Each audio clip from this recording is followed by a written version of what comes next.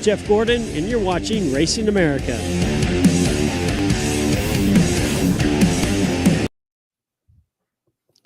Well, indeed, we are back this time on a hump day edition of everybody's favorite sports talk racing show.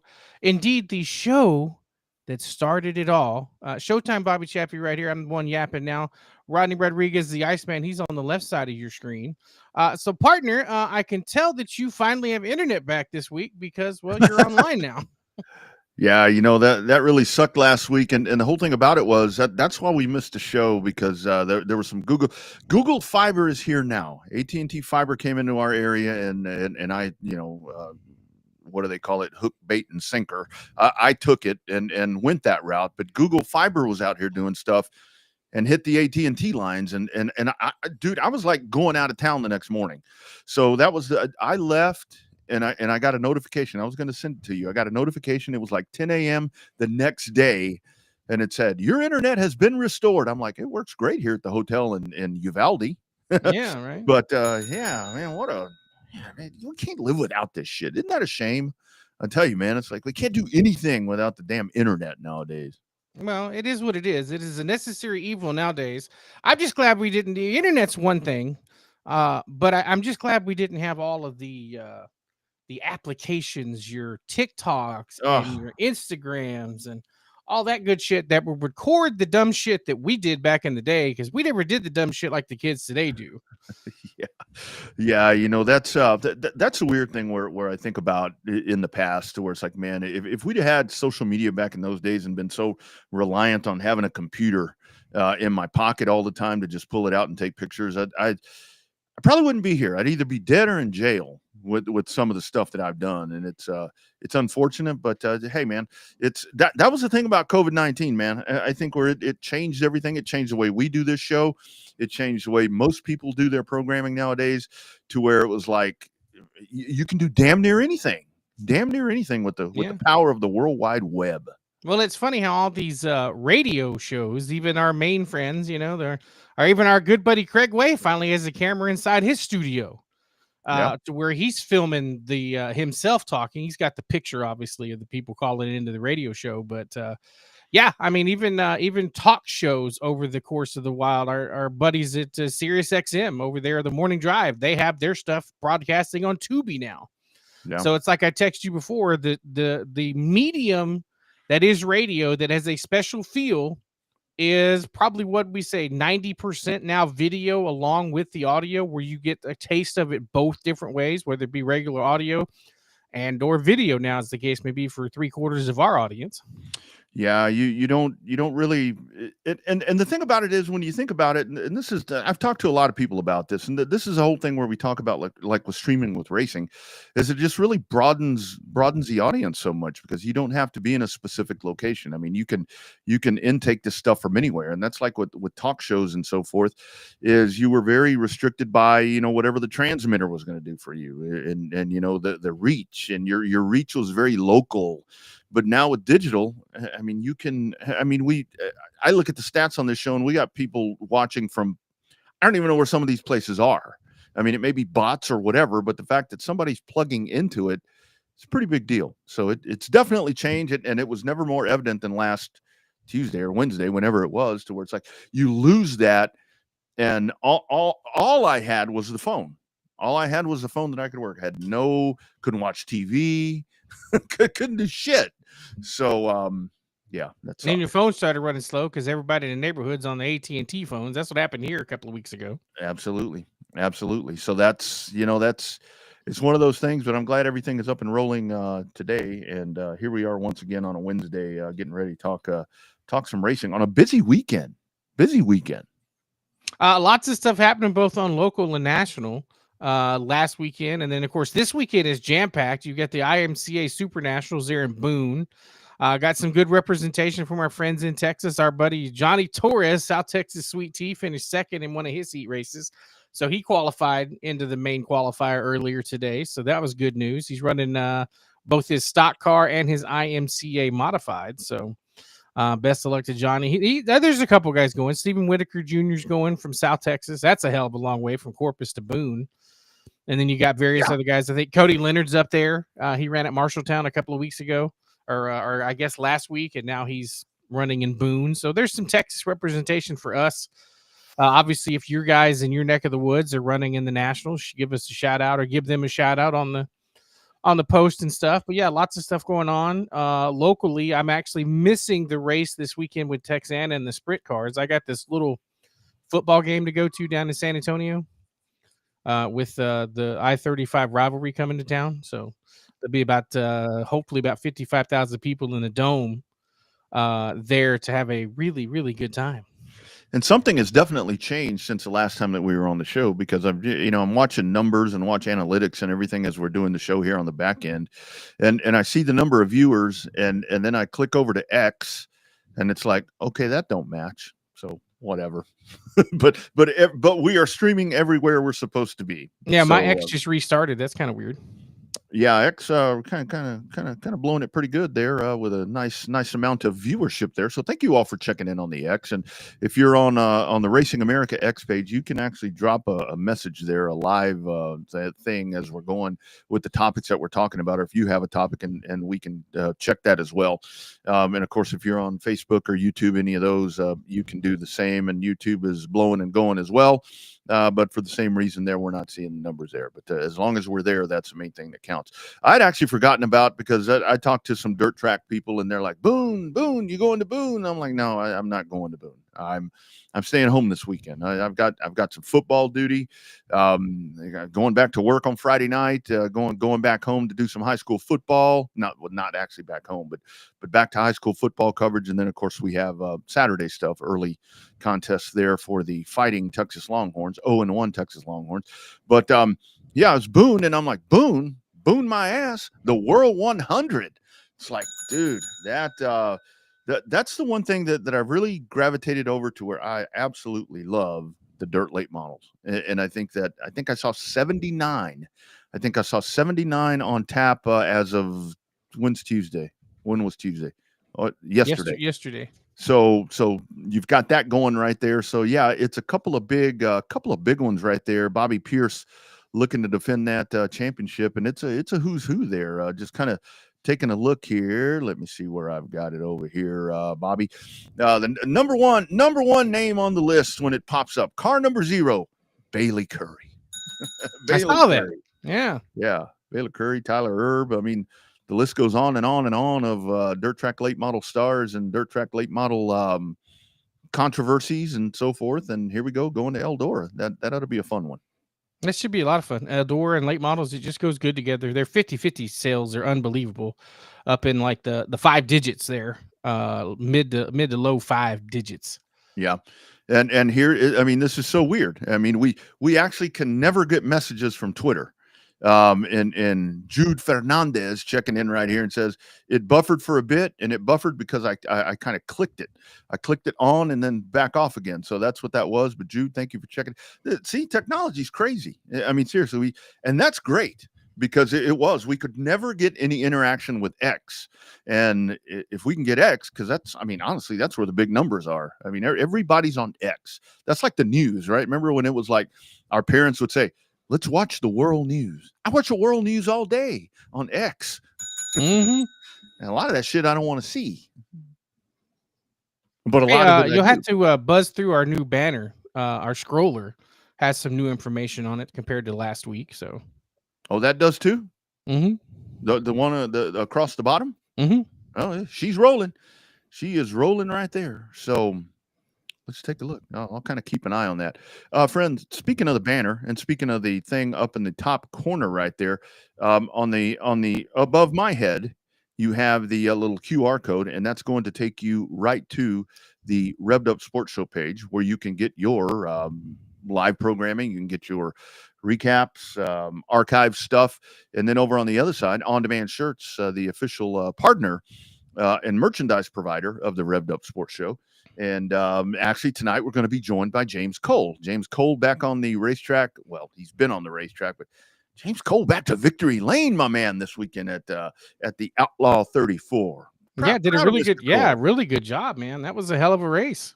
Well, driving one of them badass race cars right there. You know, and one of those. I mean, not that his wasn't, but when you jump behind the wheel of one of the race cars that guy prepares, you're gonna do pretty good. I think. Not taking anything away from James, but that's a damn good race car that he was driving this week. A very emotional win. You could hear him with our friend Jennifer down there at the South Texas Race Ranch.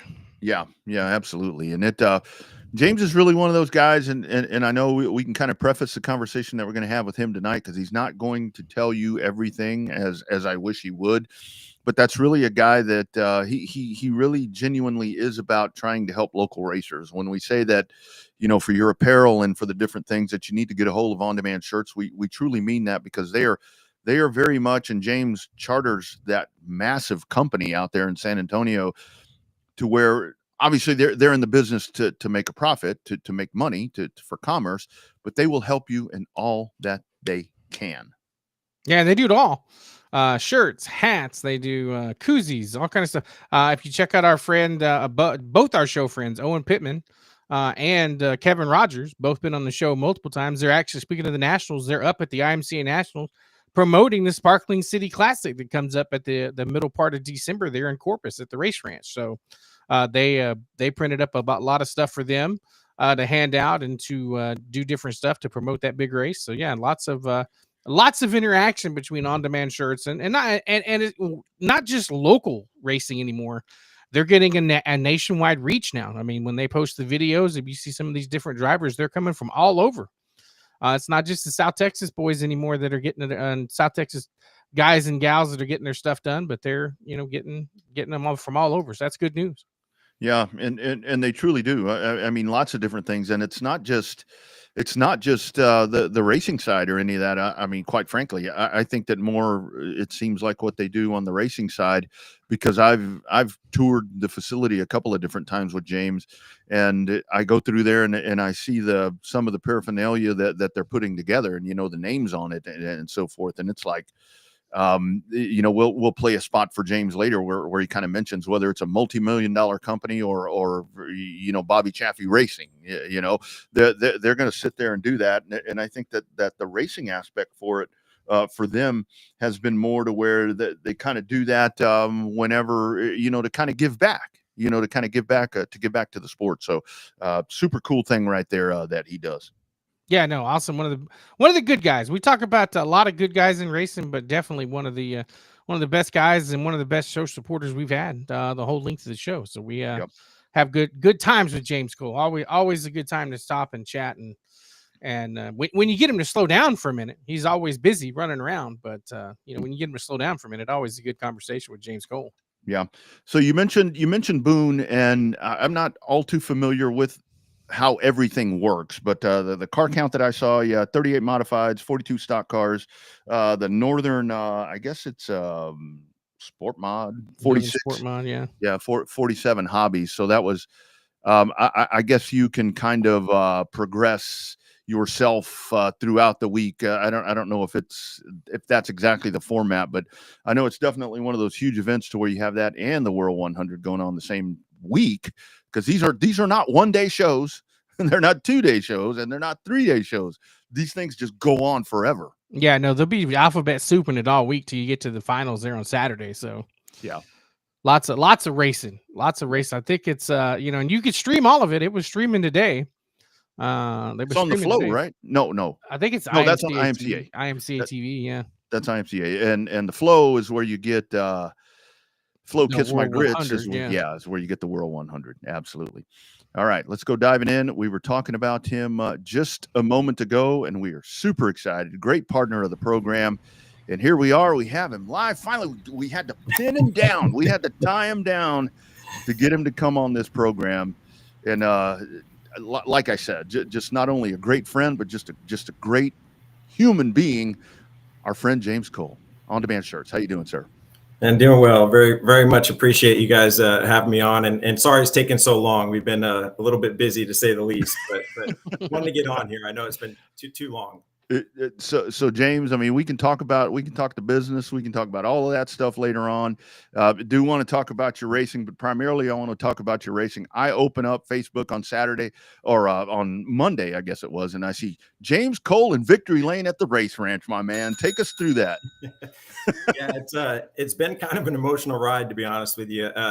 This coming back to dirt a couple years ago, when kind of Joe Armandilla said, "Hey, come out here and play around and get in his car and just get back into the racing scene," just because I was working 7 days a week. And so as a friend, he kind of drugged me back in, and it's been much harder of a learning curve than I expected from my former racing. It's taken a lot longer to get that first win again on, in this dirt and in limited. And there's just so much talent that people underrate in South Texas for sure.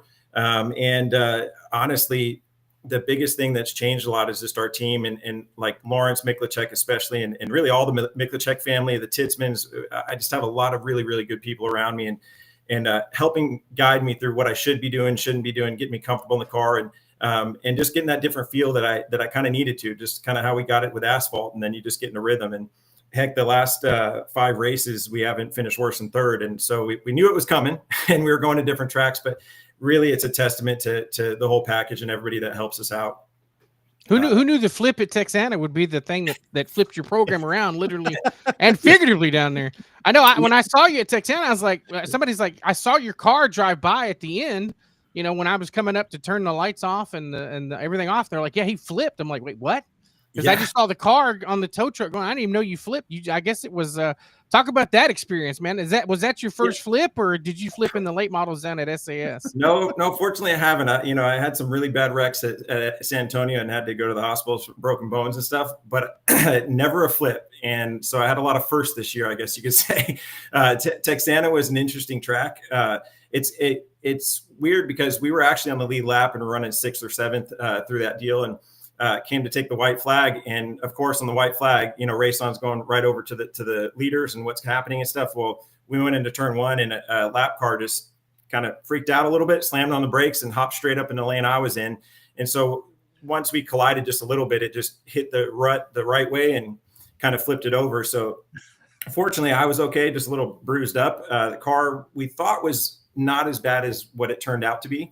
It really wasn't bad in terms of the actual chassis or anything like that, just suspension stuff. And so Lawrence was big on, he wanted me to get in his car. He didn't want me to stop racing for a while while they kind of went back through it.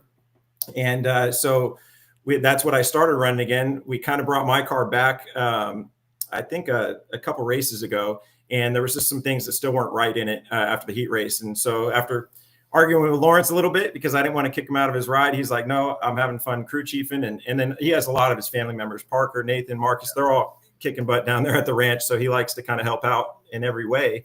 And so honestly, ever since we've been in, and it's kind of a running joke that I told him, I don't think that the orange car is ever going to get back right again. It's going to be hard to get me back out of the white car. So it just kind of suits me. It's just been really, really fun. And you're not going to win. You're not going to win an argument with L87. That's just not going to happen right there with that guy. So you mentioned San Antonio Speedway, and of course with modifieds and so forth. Let's kind of dial it back. I mean, we call it the glory days. That's how we all met. I mean, that's back to those times. Kind of talk about your history with that, man. That was when we had that speed plant. We had Kyle, we had Corpus, and the different places. But you really honed your skills as just a badass asphalt racer. I kind of talk about those days. Yeah, I feel really, really fortunate. It's funny, you don't realize in the moment that you're in the good days, right? People say that all the time. And as I started to get older and get into my later 30s and early 40s, you start realizing like the late 90s, early 2000s, man, it's really hard to find that match. Well, I'm sure you could find a ton of people, from Rick Racks, like Yomas, that's going to say, hey, well, the 80s, you're never going to get racing back to that time period.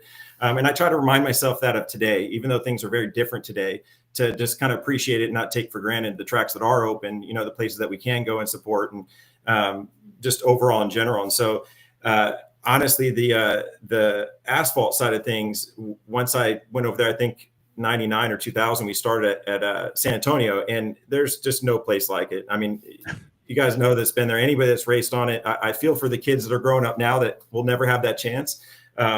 There's just something nostalgic about it. And I think there's probably 10 to 15 tracks across the country that probably have that same type of just there's something about it across the way it races, that just the feel of it across the board. So yeah, we went into modifieds, and then the TAM series started, I think 2001 or two, somewhere around there. So I think we won a modified championship at San Antonio. Then we went into the TAM series and ran there for, I think, 2 or 3 years. And really it was before I kind of started the business, and still kind of had high hopes for, making it somewhere in racing, and a little bit delusional in that way. So wanted to go back to San Antonio and run the late model class, where they had the NASCAR sanctioning points back then, and grassroots level stuff, kind of like the path that Brandon Bentley took. And was real proud of our efforts going through it. We had our first year that we got Rookie of the Year, and came up like 2 points shy of the championship to Larry Bentley, which is another great in its own right. So you can't say, we weren't, we were good there. And then right after that year is kind of when we started getting all the business going and really starting to ramp up. And so I kind of had to back out for a while on that part. But man, those days with the TAM series, going back to that, when we were touring around to Kyle and Houston, Wichita Falls, Corpus, San Antonio, it was just a great group of guys. And some of them I still hang out with today at the dirt track. It's really, really fun. Saw Joey Heineman out of the 34. I hadn't seen him in about a year out of the track, and just a lot of really, really good people that miss seeing and hanging out with. And that's kind of, we all want to win. We all are racing and competitive. At the end of the day, it's the camaraderie and the family that racing is all about. And that's kind of what stuck with me through all this, even though I've had to take 4 or 5 years apart while I'm rebuilding expanding the business or buying out a partner or whatever it may be. It's kind of always brought me back to it. And I still feel the love of the sport, across the board. So. Yeah, I remember that black late model. You had an orange car at one point, and then you had that badass Ford late model. Yeah, there was like 5 of y'all that was running. Y'all kept splitting main events, and y'all were within 10 or 15 points that whole season. I think Jason Smith was down there in the Haviland car. You had Larry there in the 22. You were in the 14. Donnie Hurelka was up there racing, and there was somebody else that was up there in the top 5. Yeah, Robert Barker was running then too. Yeah, I mean, it was like you guys were it was like you had to be there live to watch it, because it was damn good racing. But when you couldn't make it, you had to flip open the Express News just to see how close the points were that Monday morning. So. Yeah, it was really cool back then, and especially the late model. There's just something else about that type of class there. And I did get to run a super late model. I think it was USRA at the time, Brandon Bentley's backup car a couple of times. That was a just awesome experience in general across the board. But the San Antonio stuff with those guys, some of those guys are heroes to me. And as you kind of grow up through it, it's really awesome to be able to race against them. It's just something different. That year that we brought that out, that was black, because most of the time I've had orange cars, and they're all 14. And that the reason why we had that Ford was because, and it kind of is a full circle moment for me, but Tom Grothuse actually helped me get in, him and Irvin Brighton. I actually got he gave me a really ridiculous deal to get a chassis from him. I think it was a Hedgecock chassis. And then Irvin Brighton kind of helped me kind of get everything to go in the direction we needed to. And then Mission Auto Parts, Danny Webb and Tom and John Hamilton, they've been like family to me since early 2000s when they hooked up. And I mean, I have so many wins attributed to those guys. And so they were like, let's do a Ford. Nobody does Fords out here that, it's very rare. Tom Grothuse did. And that's why it was perfect that we could get his chassis that was set up for a Ford. But what was cool about the whole thing is going back to the black car and Grothuse is that was my first late model that was kind of getting into that NASCAR feel of stuff. And he was actually there at Corpus in that race with us, and came up and congratulated me. And it meant a whole lot to me on the tech pad, just seeing some of the old friends that you didn't even realize sometimes were out there at different times. And it was just a really cool experience. Yeah. James, I don't know if you follow the Cars Tour at all, but like with the late model stocks, those kind of resemble, they race and they sound a lot like you guys with the NASCAR late models. I think that's why I have such a infatuation with that series, is watching the late model stocks. I'm like, man, that's a San Antonio late model right there. I mean, that's really has that same kind of feel to me. Absolutely. I mean, it really comes back to the sadness of Houston is the closest place that we can go to an asphalt track, right? Which I'm blessed that we have that place. Don't get me wrong.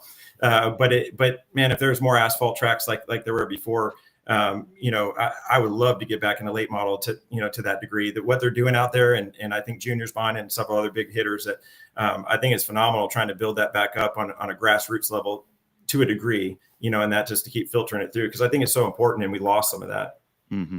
It's crazy to think that and we try to support Houston as much as we can, just because it's the lone wolf. It's the last one, and Owen does a really good job down there trying to make sure to keep that place open.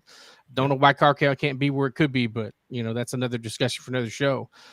Speaking of discussions, so tell us about On-Demand Shirts. We talk about you all the time on this show. Clearly, you can tell by Rodney's shirt. I got my new merch in that you helped me with. And but tell it from the ownership side. Tell us about On-Demand Shirts, man. And I want to say, I know that you're working because I recognize that room. yeah. Unfortunately, that's correct. I mean, honestly, we kind of have a contract side and the On-Demand Shirt side, and On-Demand Shirts kind of created. I've said this a little bit. I really should push the story a little bit harder, but we've just been so crazy busy.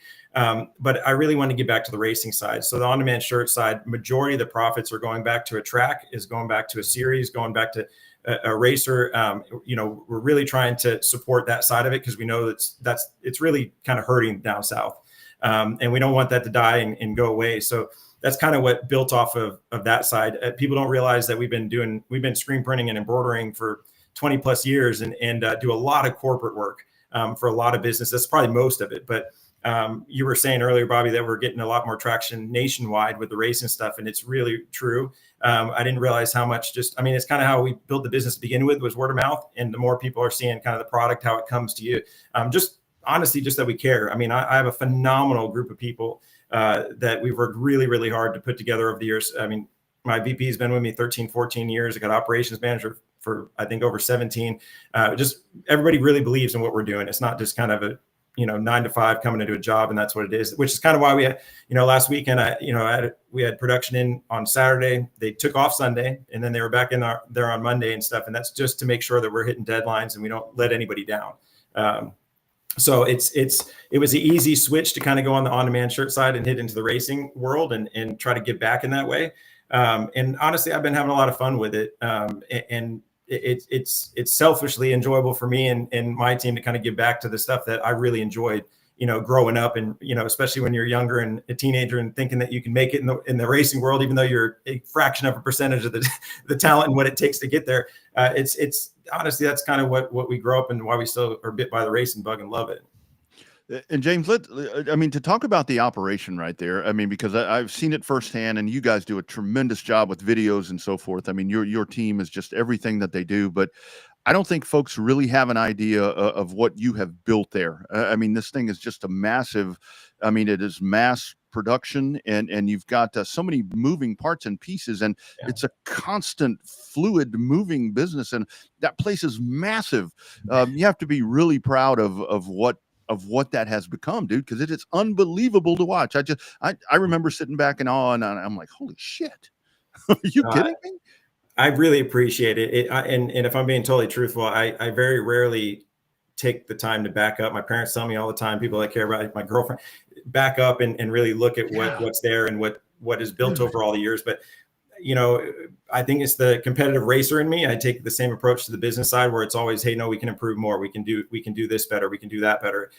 Right now, to your point, we're looking at more space because we were tapped out and opening up another department and division that is kind of just a force of nature in general that we need to tap into. So we're constantly growing and looking how we can improve no matter what it is. So the operations, I wish I could say I want to go back to 5 days a week and stay sane and get back to racing a little bit more and doing some of that. But really it's the people that drive us, and we want to keep growing and be known for a quality product and getting stuff done on time. Absolutely. So see, Rodney, James and I have something in common. We're both road runners.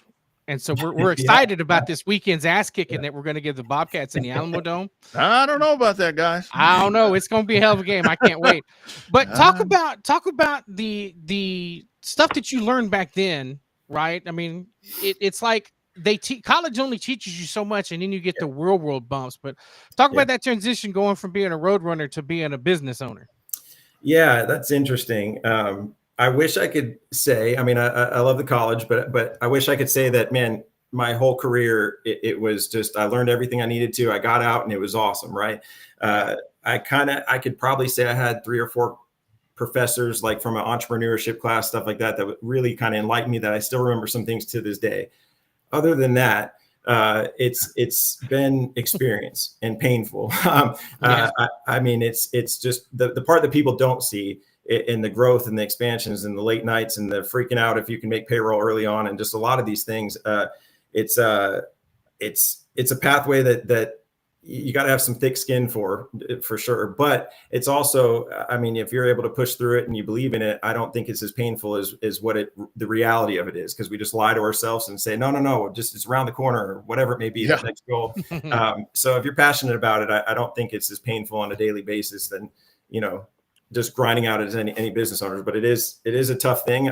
Like I said, I still believe in school. I think things have changed a lot. Trades have really come back in a strong way that I feel like, depending on what you want to do, is the path that you should take. And I think school is still important to a certain degree on the higher level, the college. But it's I think, in my opinion, I think you could kind of cram in from some business owners if they wanted to do that in a 2-year program type deal. In general. Not that I don't love UTSA, I do.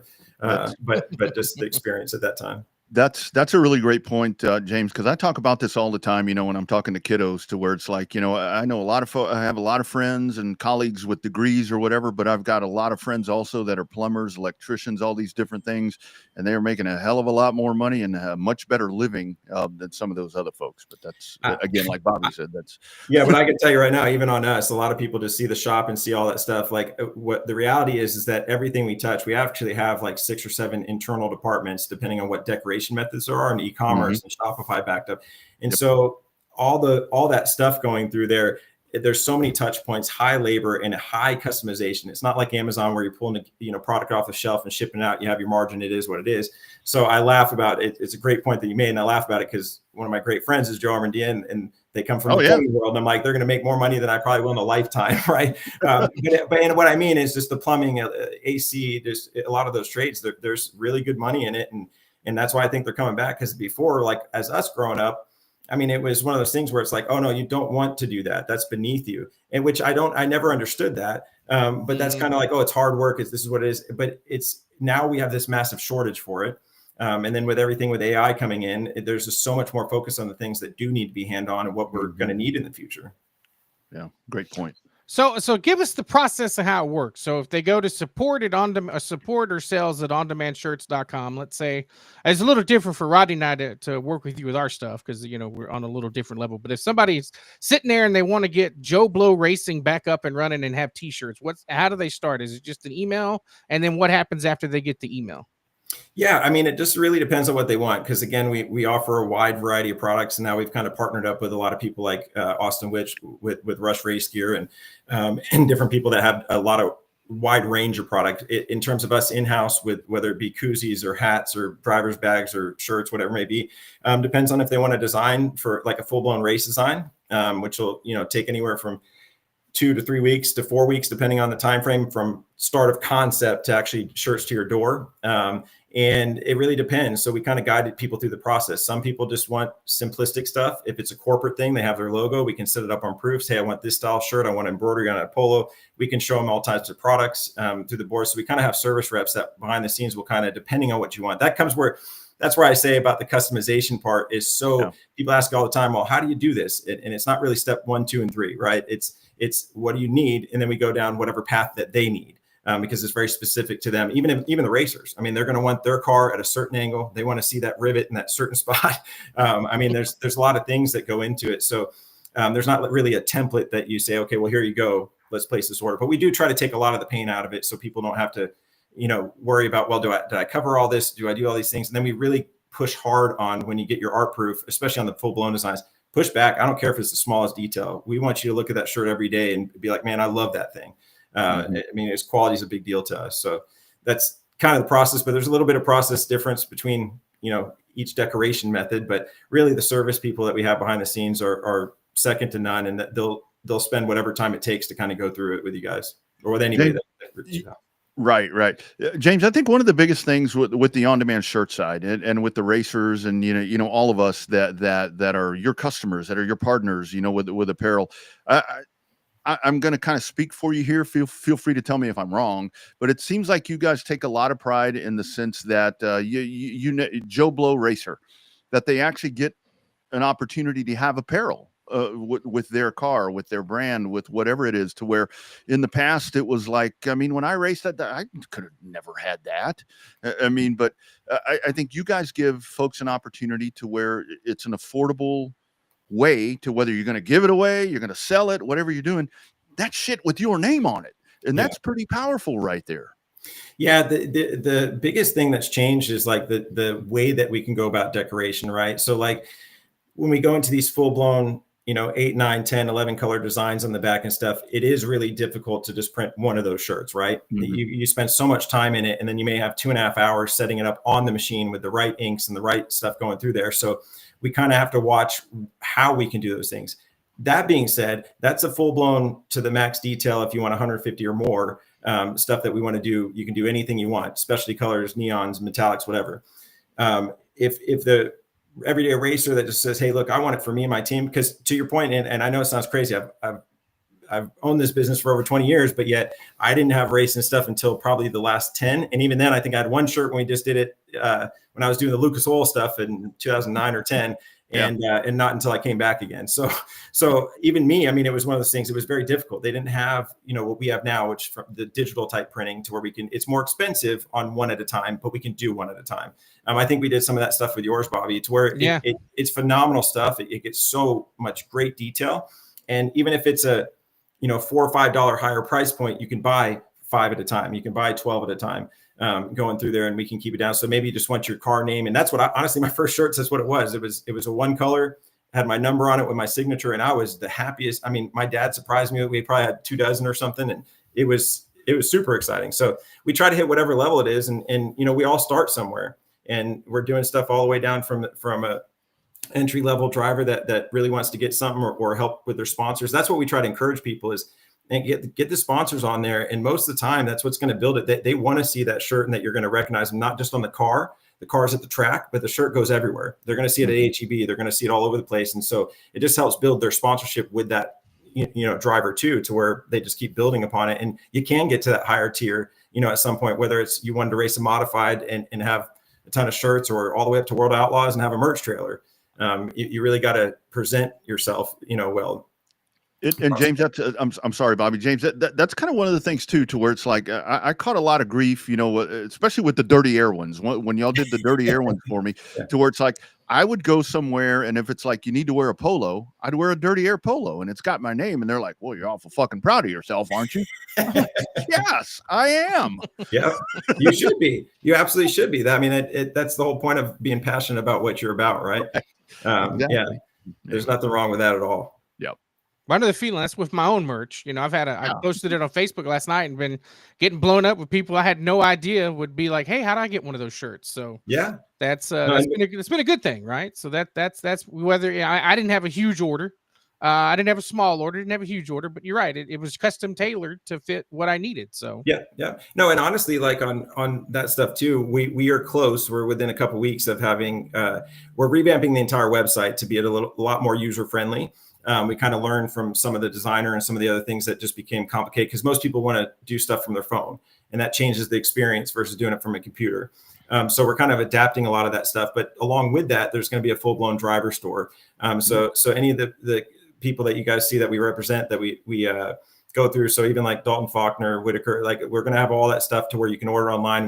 We can either print if it's not in stock then, or pull off the shelf and go. They will also have theirs, that they can sell at their trailers. But we're starting to understand is, especially South Texas more, big races are different, but a lot of the races are having a hard time really getting the shirts out there to get exposed, because people just don't go in the pits anymore. And so what I underrated was when we got the Stims trailer, it was really about promoting Stims and really getting it on another level and showing people we're serious. And we really want to, they're expensive cars, and we know that people put a lot of money towards them, and we wanted them to know that we were serious too. But the after effect with the ODS side and the shirts and stuff, it just takes it to a whole nother level that people are so impressed with it across the board. And I just undervalued that going into it when we purchased it. So it's been a pleasant surprise, and it's helped out some tracks and get some more exposure. And even at Texana, when you were there, the shootout, I mean, I think we near sold out of the shootout shirts, and that was having a 3-day show turn into one. So there's just some really cool stuff about it that I think that we're learning from. But the point to that is that the driver store will definitely have the link to y'all stuff on there as well. to where, if anybody orders something, we can kind of print on demand, and we have our whole system that's backed up to all the stores. Like I said, we already use e-commerce for and digital integrations for our decoration process on the corporate side. So it's easy for us to leverage it for the racing stuff like this, to throw up a quick store and do our pre-sales and stuff. Yeah, absolutely. Last one for me, James. I'm glad you mentioned stems. Kind of talk about that, man. That's you guys have gotten more involved. You know, in 2025 is moving forward with this, but the STEM series. I mean, that's great for South Texas. I mean, because like you really look at this. I mean, we just had King of the Hill this past weekend in Louisiana, and you look at that, and it's divided. I mean, South Texas, we're kind of our own thing right here. But when it comes to the modifieds, you guys have jumped in as title sponsor there. Talk about the success of that, man. You hit those tracks. It's kind of like those old Romco days where you get to travel around a little bit, but doing some really good stuff with that. Yeah, I'll tell you, it's been really good in the sense that as we've gotten races in, even though we've had rainouts, the shows that we have been to, the drivers that are part of the series are phenomenal. They put on really, really great racing. Really clean racing, and put on a fantastic show for whether it be Race On that's filming it or the tracks that we're going to. And so because of that, the races that we did get in this year, we have so much interest from a lot of tracks, across the state, really, that I think that we're going to be able to put together a really, really good 2026 season. I think that we'll be able to kind of plan out our schedule a little bit better going into this year, being kind of the second year, but we were new owners in this situation. People wanted to see, hey, what are these guys about? And I get that completely. And I think that we did a fairly decent job at running it out this year, trying to step up things in different ways and trying to provide more money and guarantee, certain purses to get up there higher for what they truly deserve to race for. And I think that we'll be able to do it even better next year. We actually, because we had some rainouts and different things, the last rainout at Cotton Bowl, Marianne and H really wanted to get us rescheduled. We tried to work everything we could, but it really came down to the points championship, and we could not tell guys on a date that we didn't have initially scheduled, hey, we're going to do this, and then points guys couldn't make it. We just didn't think it was fair.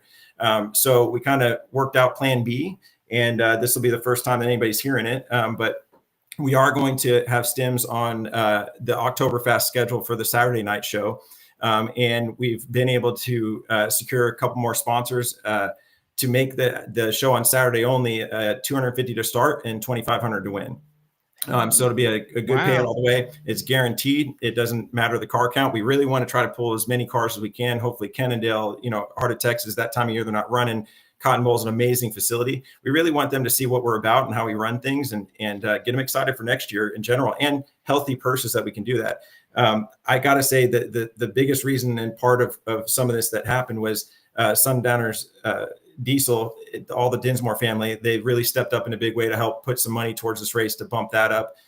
Race On, and then On Demand Shirts is putting in some money as well. So without that group and stuff, we wouldn't be able to jump it up that high. But I'm excited about it. I think it's going to be an awesome show, and we'll have some flyers coming out in the next couple of days or so to kind of show everybody what it is and start promoting it. But we're excited about it, and I think that the series is really going to gain a lot of traction. We have a lot of ideas of how to continue to make these drivers, more heroes, continue to try to get the grandstands to interact with those drivers. Yeah. I think it's been really good. We've been doing stuff to where we can do out-of-car introductions, give the guys STEM shirts to throw up in the stands when they get announced. It's just these little touches, and we're just experimenting as we go.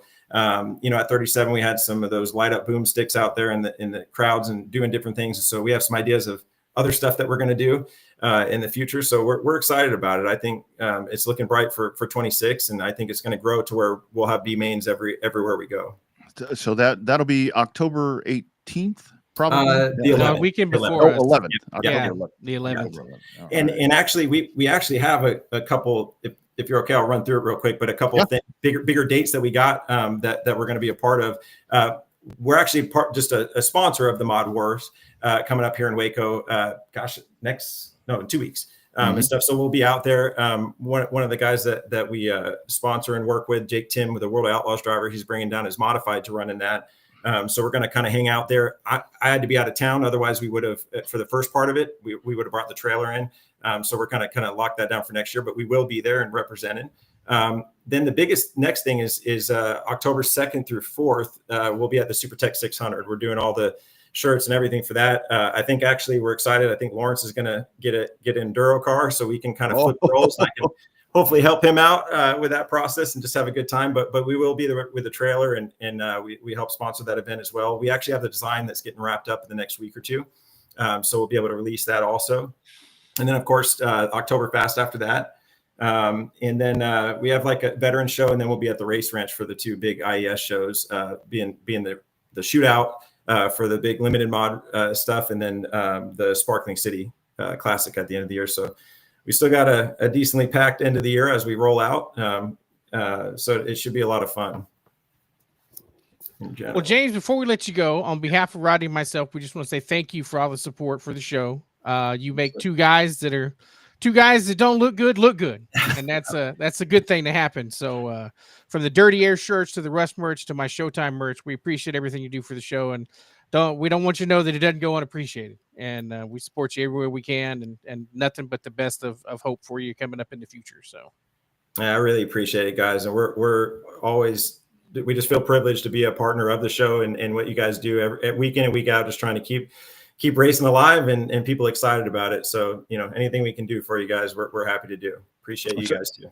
So when are you going to race again? Now that you're back in victory lane. Yeah, actually, Lawrence was texting me earlier, and I don't know if he's joking or not. And I just haven't been able to get back. I've been working up until I got to get on this call. So I'm not really sure, but the plan wasn't until Oktoberfest, actually, because I have to fly to town for the contract side of the business, 2 different places the next couple of weeks. So it's a little hectic, but you never know. It may be a last minute. Who knows? We'll go out there. Actually, this last weekend, I wasn't planning on either. I was going to stay and work with the guys, and woke up Saturday morning and Lawrence said, "Hey, the car's ready if you want to come." And I took it as a little bit of a sign and looked over and told Christina, "Let's go." And we just hit the road. And now I'm glad we did. but yeah, so we might be there, but for sure Oktoberfest if I don't make anything in between.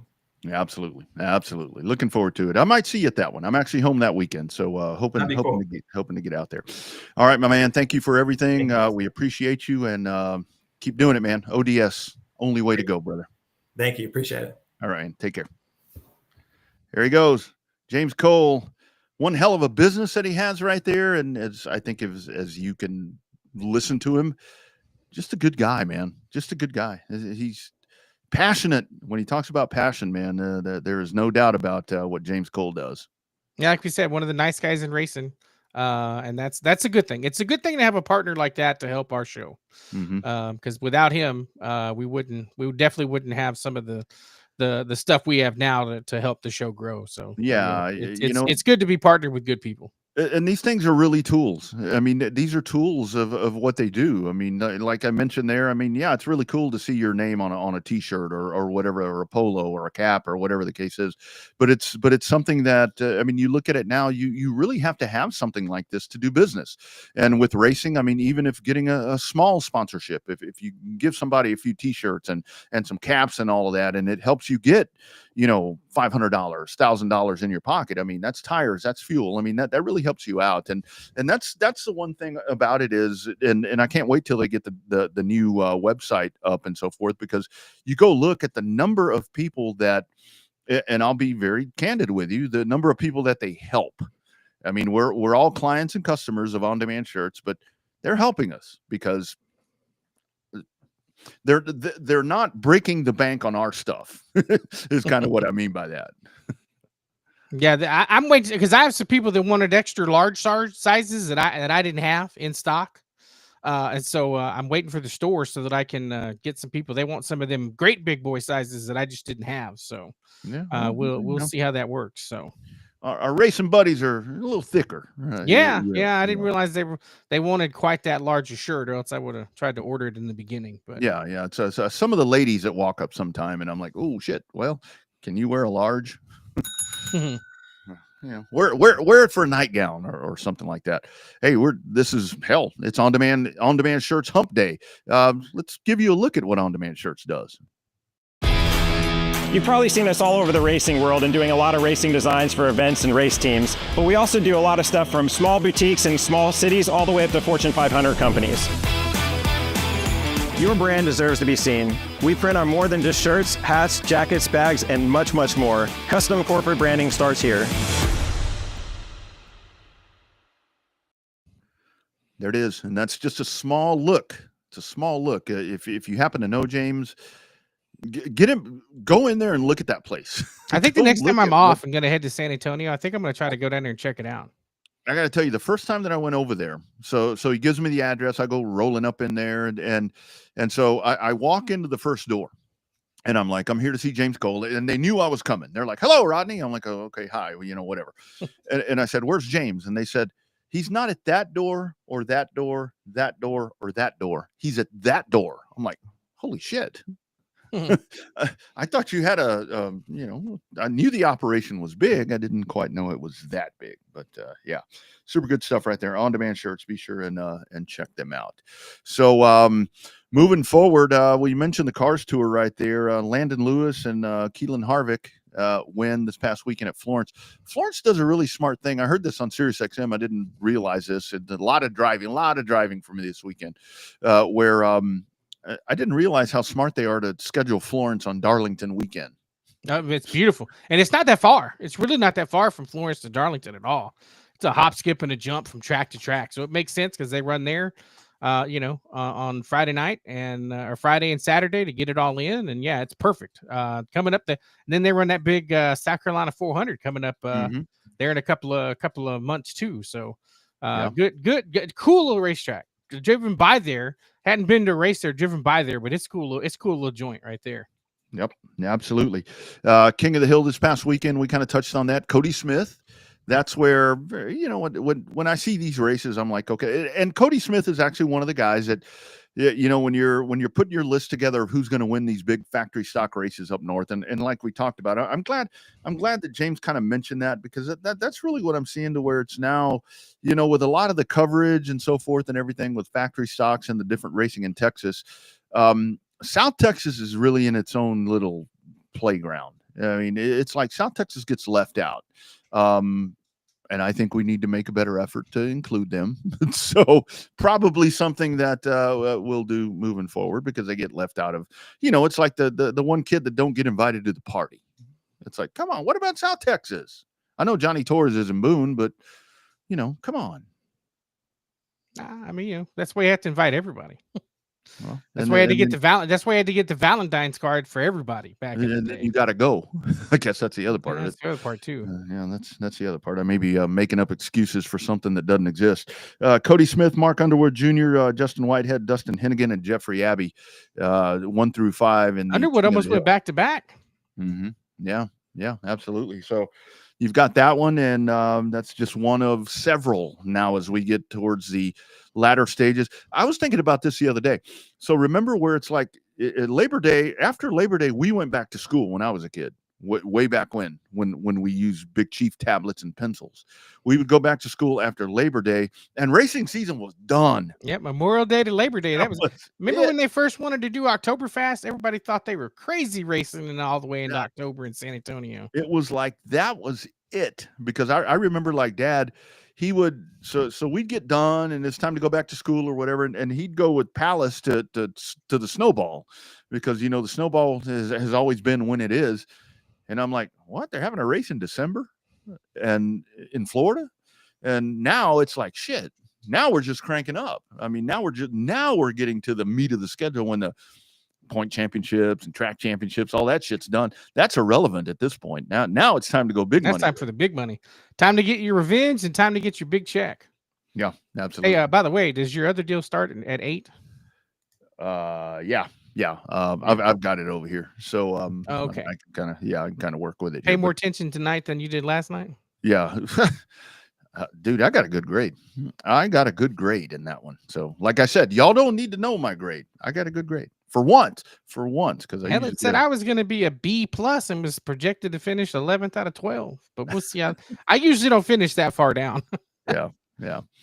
Coming up this weekend, Mobile, the Outlaw 100. As you see, be good. Yeah, you can't really see it, but that's Cody Brusso had sent us that a long time ago. It's the Cody's the butt side of Cody's car, with a revved up thing there. I should have moved the camera around, but kind of why I pulled that up. Yeah, the Outlaw 100. And get this, Mobile sprint cars. Holy shit. Ooh. Oh, man. You want to talk about sprint cars on pavement? Sprint cars at Mobile?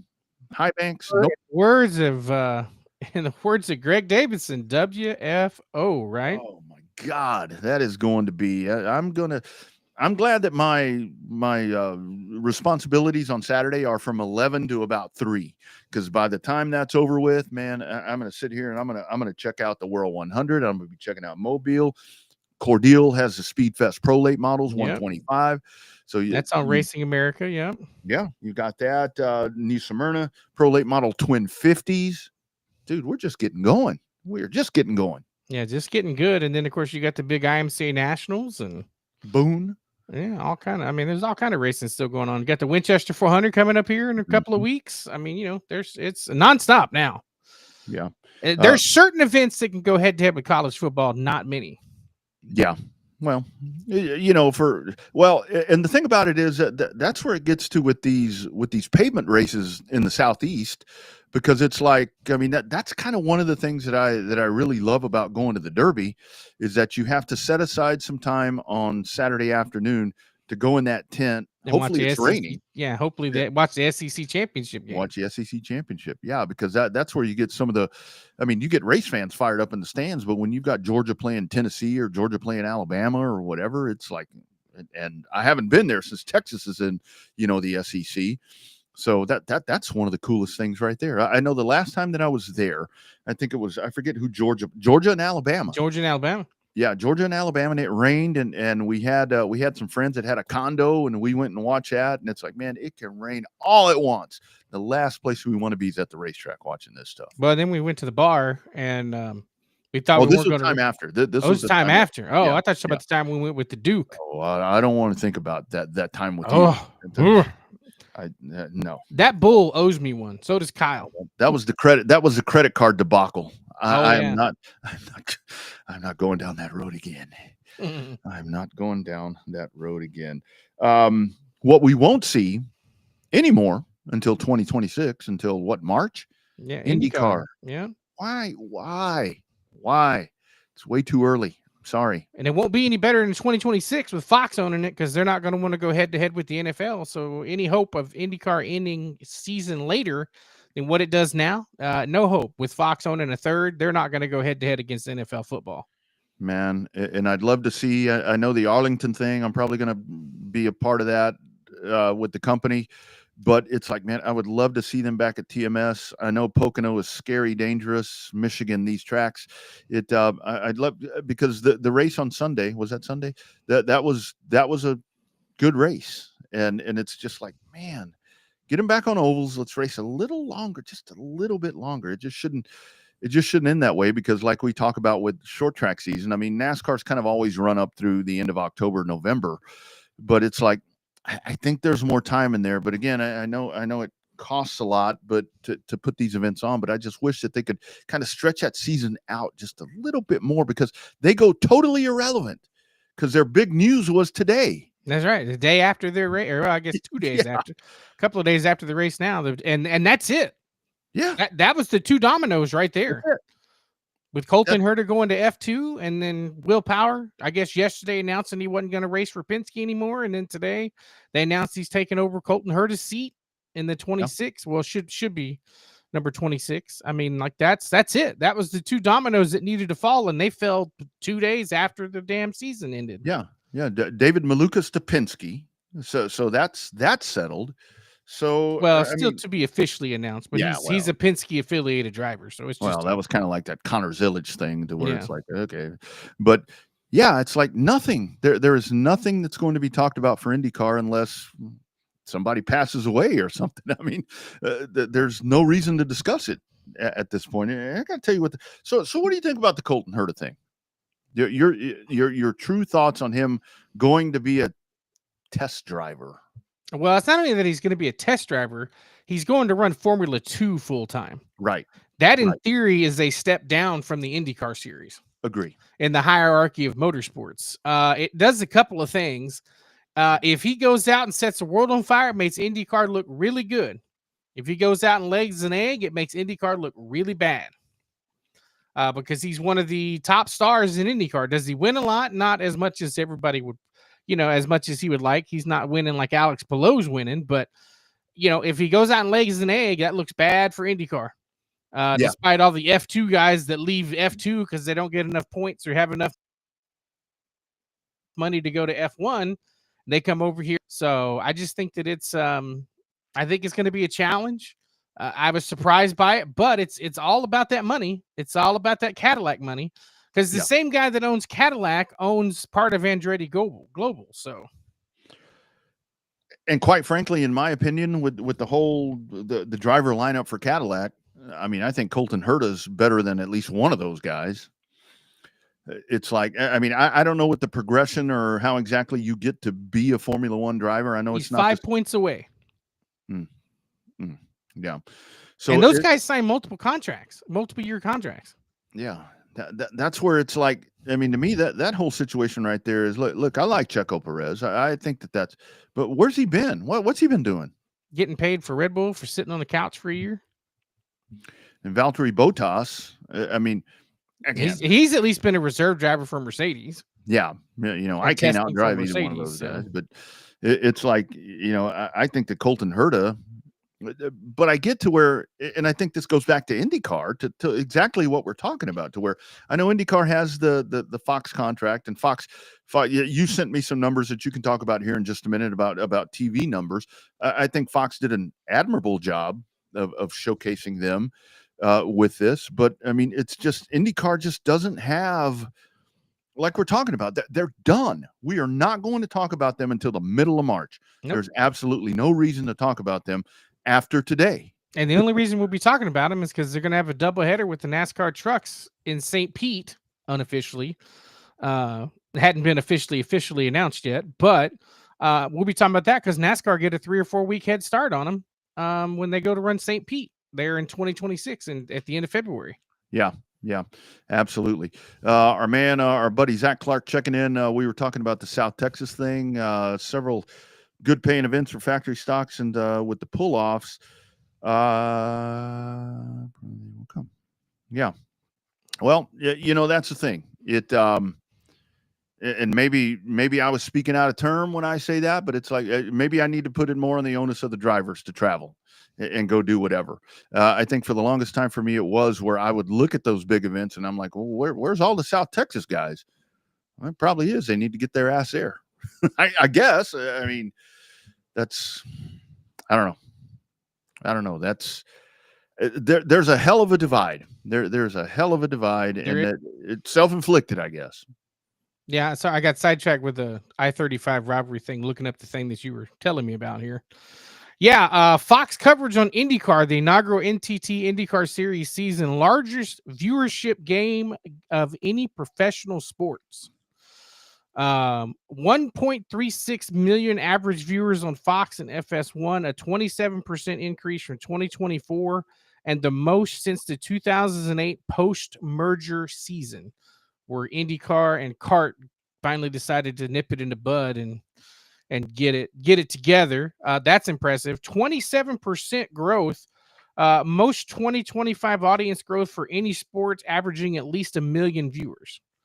So that's been good. And it's the network coverage. What we have seen so far is that the two series that went exclusively network only, no cable, network TV only, have been kicking ass in ratings. One is IndyCar, one is the Xfinity series, soon to be the O'Reilly Autoport series.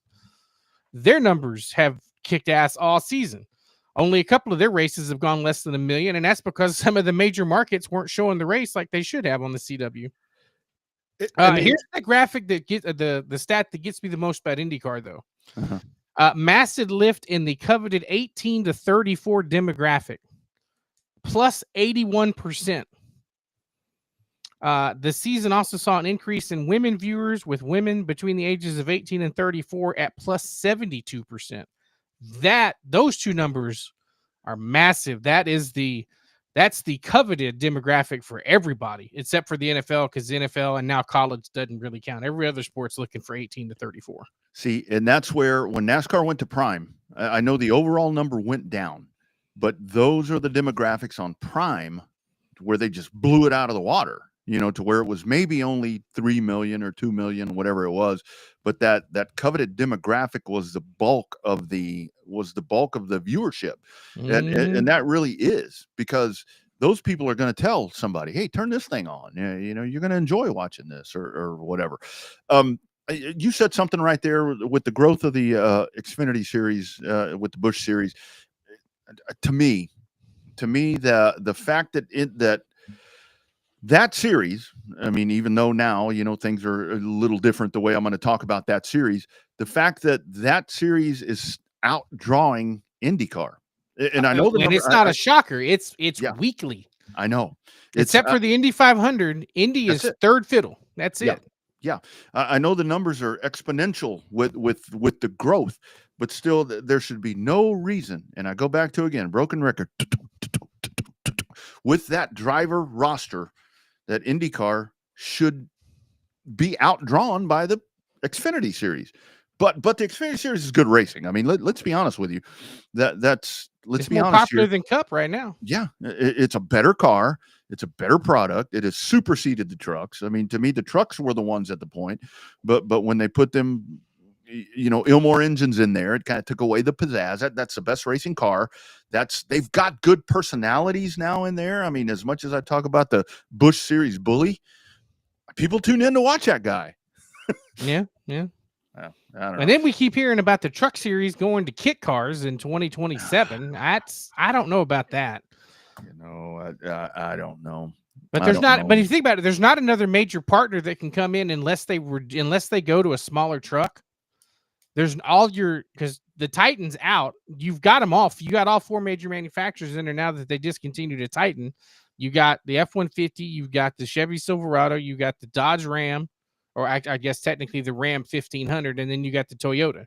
You got all four major pickup brands in the series. So I don't see them changing that. But apparently they want to change the chassis, making it more of a spec chassis like they did with the Cup cars, supposed to make it cheaper and easier to get into. Yeah. But I don't know. I mean, I keep hearing rumblings of it. I keep seeing rumblings of it, but I guess we'll find out midway through 2020, maybe even at Daytona, because if you're going to switch chassis, you got to start hearing about it pretty early. Yeah, absolutely. So, BC, I need to walk away for 1 second. I need to go turn on a porch light right quick for something that's being dropped off. I'll be right back. So we'll get back into more coverage here. Let's see if we can get in with some of the big news. Well, I wanted to get that with Rodney, get his take on the series in terms of one of the big breaking news in NASCAR super late model racing, so to speak. But let's look up the ratings here for the Xfinity series.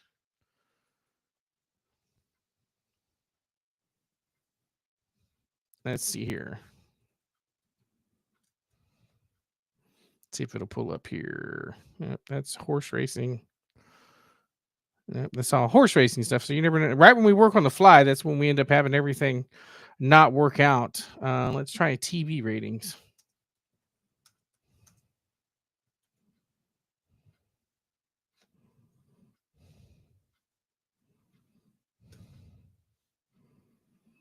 So Formula One has 1.3 million viewers on the average.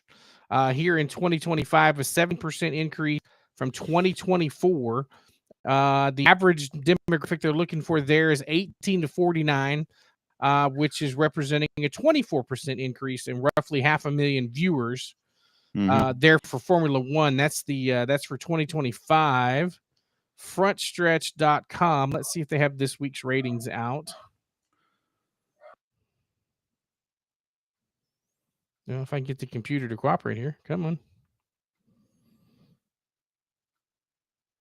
No, this is all Cup stuff. Hang on. Yeah. It really gets to where we're like with I really think that the move to the CW for the Xfinity series has paid dividends. Absolutely. And the whole thing is, look, we say it all the time, Bobby, there is no free TV, because if you're going to go over the air, you still got to get the antenna, the converter, whatever the hell that thing is called. But if you're going to, I cut the cord, and that was the thing, like we were talking about at the beginning of the show last week, or last week when my internet goes down, I'm like, shit, I can't watch TV. You know, if I'd have still had DirecTV or Bish Network or any of that stuff, I could have watched TV. I had power. But no, I guess that runs off internet too, doesn't it? No, I guess I wouldn't have. I guess I wouldn't have watched TV. Sorry, dogs are out of control. Here's something else I mine saw was today. going. I'm trying to find the ratings for this weekend, but it's not working. So, well, I saw this today, and I think here's something else where we were talking about that demographic that's so important, that is so important right now. Take a look at this, and I've thought about this so many different times when it comes to motorsports.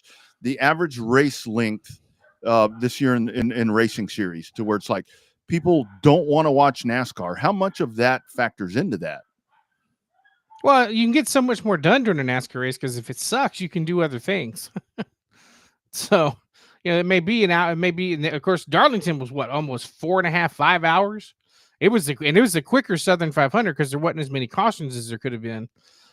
So yeah, I mean, when you're looking at 4 hours to watch a race, despite the average being 3 hours and 15 minutes, that for this generation and for this on-demand, lack of a better term for the night, demographics and way they have here, it's like, you got to have access now. That's a long attention span for 3 hours and 14 minutes. The thing about it is, what's not going to change in there, as much as NASCAR changes stuff, because it was like, so when so many of the 500-mile races went to 400, it's like, okay, that's that put a lot of people in an uproar, but NASCAR's not going to change that. I mean, they're going to keep cup races, to me, and this is where it goes back to the Xfinity race, to the Xfinity series, to where it's like you may have if the cup race is a 400 miler. Let's just say TMS, for example. You've got 500 to 400. Yeah, you go to 400, and then the Xfinity race is 300, and people are like, well, that's only 100 miles, but that's an hour and a half. It's a very compact, depending. I mean, I think a lot of race fans, they don't care if a race drags out and you've got crashes and you've got different things happening that kind of keep you entertained. But when you have a tail whooping like you had the other night with Chase Briscoe, and by the way, Chase Briscoe might win the Cup championship, Bobby. That dude is flying. That dude is flaming right now. He's coming on. He's hitting the stride at the right time. Yeah, I think that Xfinity kind of falls into the time frame right there, that where it's like not as short as Formula One or IndyCar, but it's kind of just hovering right over 2 hours, 225, something like that. And I think that's the ideal number at this point, unless you're at the track. And that's where this is so different, because I would say that if I was going to go spectate a cup race and it was 2 hours and 20 minutes, I'd be disappointed, because I'm used to going there and spending 4 freaking hours sitting over there watching it live. So that's where it's like, you have to, I mean, you want to satisfy the on-site? Do you want to satisfy the end user that's watching the stuff on TV or streaming or whatever? Look at that. Look at what CW Wars said. I still have an antenna. Well, out there where he lives, he don't have much choice with fiber. Yeah, I remember, dude. It was like, so I'd go to my Uncle Martin's house and we'd stay out there and we would, to watch Monday Night Football or Monday Night Baseball, because back in those days you had 4 channels. Channel 7, 24, 36, and 18, which was PBS. PBS. And it was like we'd sit there and we'd want to watch Monday Night Football, and the wind would blow. It would start raining, and he'd like go out there and he'd be like turning the pole on the antenna. It's like, how's it looking from right outside the window? It's like, okay, that's good. Right there. Don't move it. Don't move it. And he lets go and it moves. Yeah. Dude, they don't have ratings for Darlington up. They have the ratings for Daytona from 2 weeks ago. What are those? NBC, because the Daytona, the playoff closer, was on network NBC. A 1.76 rating and 3.297 million viewers. That's really not bad. That's not bad on a Saturday night. Not bad on a Saturday night. With some had some college football and a couple of NFL preseason games to go against. Yeah. Xfinity at Daytona, 1.092 million viewers. Viewership was up 33% over last summer's race, airing on the same weekend, but on network TV. Not a surprise there. Well, the Sundays are over because Big Daddy starts tomorrow, and that's going to take over Sunday. When you have Sunday afternoon races and so forth and so on, I mean, the playoffs. I mean, maybe the finale will get a good number, but yeah, here they come. Daddy's back, and nothing can be. And NASCAR knows that, and the networks know that. Yeah. Here comes Vince McMahon with his grapefruits hanging out of his underwear. The NFL. Did you see today the bad news about Red Zone? Commercials, right? Commercials on NFL Red Zone now. That kind of takes that away. ESPN, man. ESPN. Yeah, that. Whatever. I knew it was going to be something. I wasn't absolutely sure what would happen that was kind of disrupt that. Is it going to be like small box? Are they going to do something like this? Or I don't know. I just said that they were going to end up having commercials on it. I'm like, well, all right. Well, maybe even like that. Yeah, like like they do. Did you get the full view of my dog in my man cave? That's all right. Yeah, it's all good. It's all good. Man, I think we got it covered. Great conversation tonight. We did miss one thing. What's that? The Hamke deal. Oh, yeah.